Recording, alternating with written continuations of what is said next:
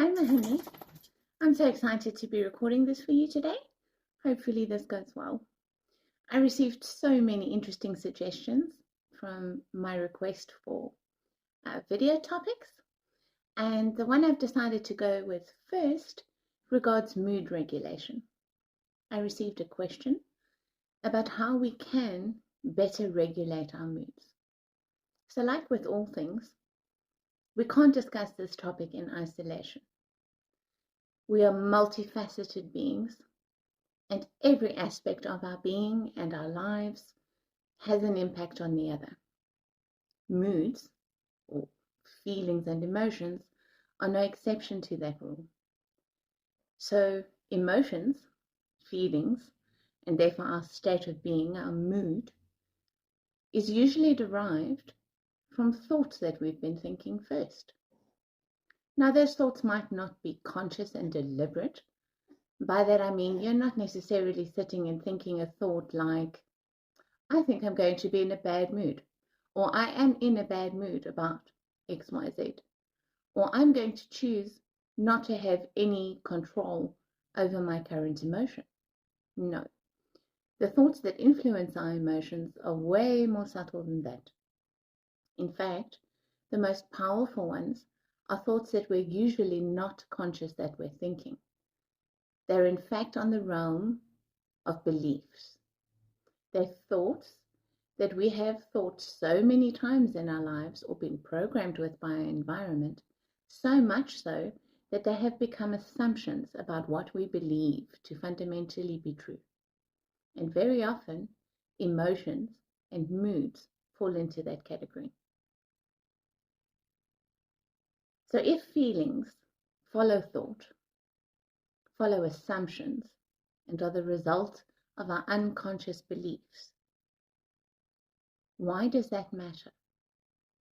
It matters because we have control over what we think. We are not our thoughts, and we can change our beliefs. And taking that locus of control away from something that we've been falsely empowering, telling ourselves the truth about a situation, sets us free. That's in fact why the truth sets us free, is because we find our power in a situation or over a circumstance when we're telling ourselves the actual truth about it. So what is the actual truth of our feelings?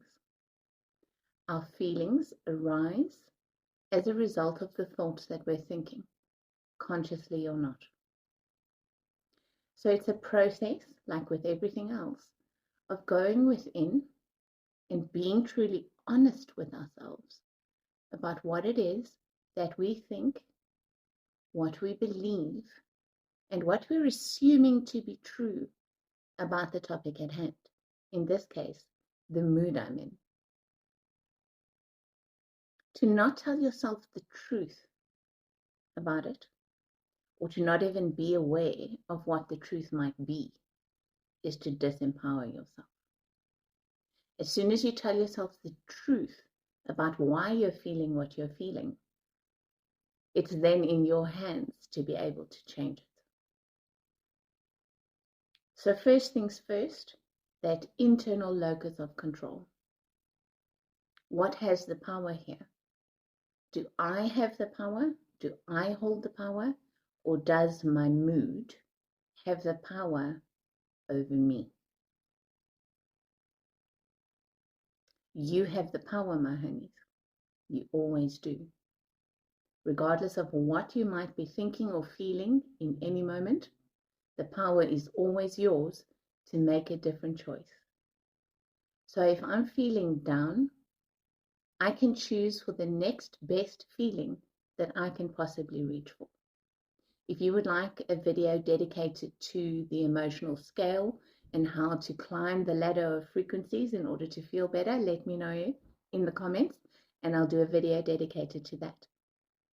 But in this moment that I'm feeling down, I have the ability to make the conscious choice to reach for a better feeling state. Perhaps the best feeling that I can reach for is acceptance in this moment, but acceptance still feels a lot better and is a much higher frequency than feeling down would be. People who really struggle with a concept like mood regulation, there may very well be a very deep-seated psychological reason for why mood regulation is difficult for you. There may also be some physical components that add to it. Hormones and their influence of physical things, firing through the neural network in our brains and affecting our physical bodies. And the way that we feel, and therefore the way that we think, works in reverse too.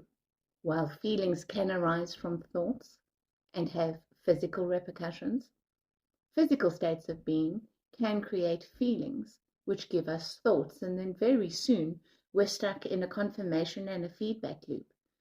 And then we feel disempowered because we don't know where to begin. It doesn't matter if you start on the physical level, perhaps you need some hormone therapy. Or perhaps on a mental level, you need to go and speak to a therapist and a counselor who could help you learn emotional regulation techniques. Perhaps you need to go within and examine your own thoughts and feelings and connect more to your greater awareness. Ideally, all of them.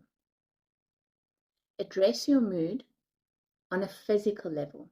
What can you physically do? What could you physically have to feel better? Sometimes it's as simple as 5 minutes of peace and quiet. Sometimes it's, I think I need this product to help regulate my chemicals. Sometimes it's let me connect in deeper with myself more and harness more of my power over this situation. Please remember though, that of all the various aspects of your being, anything that you do physically is the least powerful. Physical is never on the side of cause. Physical is a result. Physical is an effect. It's going to originate first energetically. So in your feelings and in your thoughts, and the physical will result. Therefore, if I change my thinking, I change my feeling, the physical must follow. I hope that this brief little explanation has been helpful. If you would like any further points or explanations, please let me know. And just overall, let me know what you thought of this video. Thank you for your time and for watching. Much love, my honeys. Embrace your power to feel how you choose to feel. Mwah.